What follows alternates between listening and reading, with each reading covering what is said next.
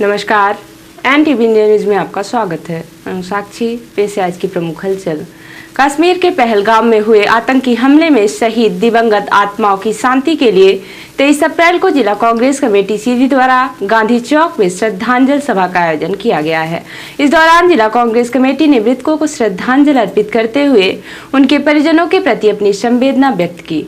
कांग्रेस नेताओं ने कहा कि पहलगाम हमला देश की एकता अखंडता पर कायराना हमला है। कांग्रेस पार्टी इसकी कड़े शब्दों में निंदा करती है। मृतक परिवारों के प्रति हमारी गहरी संवेदनाएं हैं। यह भारत पर सीधा हमला है। हमें मिलकर इसका मुंहतोड़ जवाब देना होगा। भारत सरकार अपनी सारी ताकत लगाकर आतंकवादियों को ढूंढ निकालना चाहिए एवं आतंकवाद को जड़ से खत्म करने के लिए सार्थक और कड़ी कार्यवाही की जाए। इन परिस्थितियों में कांग्रेस पार्टी सरकार के साथ खड़ी है। पहलगाम आतंकवादी घटना के शहीदों को अपनी श्रद्धांजलि देने के बाद युवा कांग्रेस के अध्यक्ष देवेंद्र सिंह दादू और सरदार अजीत सिंह ने अपनी प्रतिक्रिया देते हुए कहा कि देश में लगातार आतंकी हमले करने वाले पाकिस्तान को करारा जवाब देना चाहिए। जो कल पहलगाम में नरसंहार हुआ है उसके लिए पूरा देश का एक है और आतंकवाद के खिलाफ हम सब एक हैं। हम केंद्र सरकार से ये मांग करते हैं कि ईंट के जवाब पत्थर से आप सिर्फ जो वादे करते हैं वो जमीन पे भी दिखना चाहिए और उसके लिए हम सब एक हैं। जो ये घटना हुई उसके लिए पूरा जो हम उनके आत्माओं को शांति के लिए आज यहाँ पे कैंडल मार्च जिला कांग्रेस कमेटी के द्वारा सारे हमारी महिला शक्तियों के और सारे युवा साथियों के द्वारा तत्वाधान में हो रहा है। उनको विनम्र श्रद्धांजलि के लिए हम सब यहाँ एकत्रित हुए हैं और सिर्फ एक ही एजेंडा है कि आतंकवाद के खिलाफ हम सब एक हैं। केंद्र सरकार जो बोलती है कि जम्मू कश्मीर में सब बहुत सामान्य है, वो एक्चुअल में स्थिति है नहीं। बोले ना, धरातल पे सामान्य करे और आम जन में वो डर का भावना न रहे। एक घटना हुई जिसमें ये कहा जा रहा है कि आतंकियों ने धर्म पूछ करके हिंदू हो करके हत्या करने की कोशिश की। आपको क्या ऐसा नहीं लगता कि आतंकियों का मकसद है कि हिंदुस्तान को टुकड़े टुकड़े में बांट दे, हिंदू को अलग बांट दे, सिख को अलग बांटे, ईसाई को अलग बांटे, जैन को अलग बांटे, पारसी को अलग बांटे? क्या लगता है आपको आतंकियों के इस मकसद में क्या रहा होगा? ये हिंदुस्तान है, इसमें हिंदू मुस्लिम सिख ईसाई हम हैं आपस में भाई भाई। ये ऐसा देश है पूरे विश्व में जहाँ सारे लोग एक समान हैं एक नज़र से और सबको एक तरह से देखा जाता है।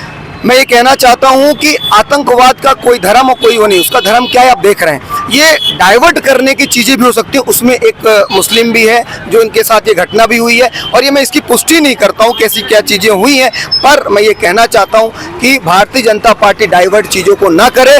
बिल्कुल अपने उनके जो खुफिया एजेंसी उसमें पाकिस्तान पे हमला होना चाहिए, बिल्कुल होना चाहिए। उसके लिए पूरा भारत एक है। जो आपने कहा था पाकिस्तान में घुस के मारेंगे, आप मार के बताइए पूरा भारत देश, एक एक नौजवान, एक एक महिला, एक एक व्यक्ति आपके साथ है। उसी उम्मीद के साथ कि आप खोखले वादे मत करिए, जमीनी हकीकत दिखाइए कि जैसा उन्होंने। सरदार अजीत सिंह ने कहा कि आतंकी देश में एकता और भाईचारा खत्म करना चाहते हैं। देखिए, शैतान का काम शैतानी करना रहता है। शैतान कभी नहीं अपनी हरकतों से बाज आता। और अब हम लोगों को जो चाहिए, हम लोगों का ये प्रयास होना चाहिए कि हिंदू मुसलमान सिख ईसाई का जो भाईचारा है ये खराब ना हो पाए। उनका तो ये काम है ना, उनका ये। कहीं आप ये मानते हैं कि आतंकी ये चाहते थे कि इसको सिर्फ एक कौम में डिवाइड कर दे, जब हिंदुस्तान में 4 कौमें रहती हैं? हिंदू आतंकियों का तो धर्म ही नहीं कोई। उनका तो ये काम है कि किस तरीके से हिंदुस्तान में फिरका प्रस्ती बढ़े और हमारा काम है उसको रोकना, चाहे वो किसी भी समुदाय के लोग के न हो। और हमारी सरकारें जो हैं ये कभी कभी अति हतोत्साहित में आकर ये सब भूल जाती है कि ऐसा हो सकता है। पहलगाम में हुई आतंकी घटना से देश का युवा भी बहुत ही आक्रोशित है और वह भी इस घटना में शामिल आतंकियों के खिलाफ कड़ी कार्यवाही चाहता है। सीधी शहर में ऐसी ही युवाओं ने कैंडल मार्च रैली निकालकर आतंकियों के खिलाफ जमकर नारेबाजी की और उन पर कार्यवाही करने की मांग की। ये जो जम्मू कश्मीर के पहलगाम में जो आतंकी हमला हुआ है, उस हमले में जो हमारे शहीद हुए हैं भाई लोग, उसके लिए हम लोग कोई पार्टी से नहीं है। युवा लोग आज हम लोग अपने जिम्मेदारी लेके निकले हैं और ऐसा दोबारा घटना ना हो। तो क्या करना पड़ेगा कि दोबारा ऐसी घटना ना हो? अब जो वो जैसा किए हैं उसका ऐसे ही सरकार संज्ञान में ले मैं तो सर्वप्रथम इस देश की सरकार से मांग करता हूं कि जैसे हिंदुस्तान के ऊपर बारी बारी से हमला हो रहा है, इसके पहले पुलवामा में हुआ आतंकी हमला, उसका सरकार ने जवाब दिया, वैसे कल हुए इस हमले का सरकार को कठोर से कठोर जवाब देना चाहिए, घर में घुस के मारना चाहिए, फिर से पुनः सर्जिकल स्ट्राइक होनी चाहिए। 23 अप्रैल को बहरी थाना क्षेत्र के अमरपुर गांव की एक बस्ती में भीषण आग लगने से 3 से 4 घर सहित अन्य गृहस्थी का सामान जलकर खाक हो गया। आग लगने का कारण अज्ञात है। आगजनी की इस घटना से बस्ती किराना दुकान जल गई है। बताया गया कि ग्रामीणों की सूचना के बाद दमकल वाहन नहीं पहुंची। ऐसे में ग्रामीणों ने एकजुट होकर 5 घंटों की कड़ी मशक्कत के बाद आग पर काबू पाया।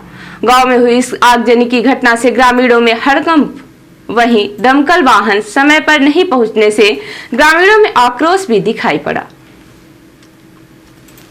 राष्ट्रीय विधिक सेवा प्राधिकरण एवं राज्य विधिक सेवा प्राधिकरण जबलपुर के निर्देशानुसार प्रधान जिला एवं सत्र न्यायाधीश तथा जिला विधिक सेवा प्राधिकरण सीधी के अध्यक्ष श्री प्रयागलाल दिनकर, श्री लक्ष्मण डोडवे, मुख्य न्यायिक मजिस्ट्रेट श्री मुकेश कुमार शिवहरे, सचिव जिला विधिक सेवा प्राधिकरण सीधी श्री सोनू जैन, न्यायिक मजिस्ट्रेट प्रथम श्रेणी सुश्री शिवांगी सिंह परिहार, न्यायिक मजिस्ट्रेट प्रथम श्रेणी मझौली सुश्री रुचि परते, न्यायिक मजिस्ट्रेट प्रथम श्रेणी मझौली एवं श्री मनीष कौशिक, जिला विधिक सहायता अधिकारी द्वारा बुधवार दिनांक 23/4/2025 को सिविल न्यायालय परिसर मझौली में विधिक जागरूकता एवं साक्षरता शिविर का आयोजन किया गया। उक्त शिविर में प्रधान जिला एवं सत्र न्यायाधीश तथा अध्यक्ष जिला विधिक सेवा प्राधिकरण श्री प्रयागलाल दिनकर ने आमजन को राष्ट्रीय विधिक सेवा प्राधिकरण एवं राज्य विधिक सेवा प्राधिकरण द्वारा संचालित योजनाओं के बारे में जानकारी दी। सचिव जिला विधिक सेवा प्राधिकरण सीधी श्री मुकेश कुमार शिवहरे ने विवाद विहीन ग्राम योजना, मध्यस्थता योजना, निःशुल्क विधिक सहायता योजना के बारे में अवगत कराया। श्री मनीष कौशिक जिला विधिक सहायता अधिकारी ने वर्ष 2025 में आयोजित होने वाली नेशनल लोक अदालत के बारे में विस्तार से समझाया। शिविर में अध्यक्ष तहसील अधिवक्ता संघ मझौली श्री सुधींद्र शुक्ला, श्री संजय सिंह, श्री प्रदीप सिंह, श्री सतीश तिवारी सहित अन्य सम्मानित अधिवक्तागण तथा सिविल न्यायालय मझौली के कर्मचारीगण उपस्थित रहे। बीते मंगलवार जम्मू कश्मीर के पहलगांव में हुए आतंकी हमले के विरोध में व्यापारी संघ द्वारा कैंडल मार्च निकाला गया और शहीद हुए भारतीय हिंदुओं को गांधी जी की प्रतिमा के समक्ष गांधी चौक में 2 मिनट का मौन धारण कर श्रद्धांजलि अर्पित की गई। इस मौके पर जिला व्यापारी संघ के अध्यक्ष, समस्त पदाधिकारी और कार्यकर्ता मौजूद रहे। रिपोर्टर हिमायत रोतेला ने बताया कि नैनीताल पुलिस ने जम्मू और कश्मीर के पहलगांव में हुए आतंकी हमले के बाद सुरक्षा व्यवस्था को सुदृढ़ करने के लिए कमर कस ली है। एसएसपी नैनीताल प्रहलाद नारायण मीणा के निर्देशन में जिले की बीडीएस और डॉग स्क्वाड टीम द्वारा हल्द्वानी और नैनीताल शहर में सघन चेकिंग अभियान चलाया गया, जिसमें सार्वजनिक स्थलों की चेकिंग, रेलवे स्टेशन, बस अड्डे, सार्वजनिक स्थलों और कैची धाम में गहन चेकिंग की गई। संदिग्ध लोगों से पूछताछ, पुलिस ने संदिग्ध लोगों से पूछताछ की और जनता से अपील की कि वे किसी भी संदिग्ध गतिविधि की सूचना तत्काल स्थानीय पुलिस और 112 को दें। सुरक्षा व्यवस्था पुलिस का उद्देश्य जनपद में सुरक्षा व्यवस्था को सुदृढ़ करना और किसी भी अप्रिय घटना को रोकना है।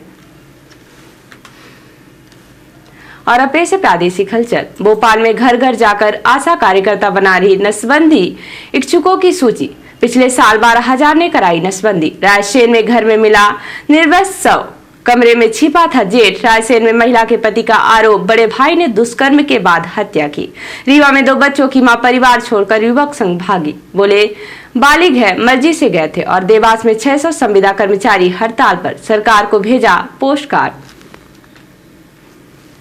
और अब पेश है राष्ट्रीय हलचल। पहलगांव हमले में 2 लोकल 3 पाकिस्तानी आतंकी शामिल, जांच में खुलासा। जिस महिला के मर्डर का आरोप वो जिंदा मिली।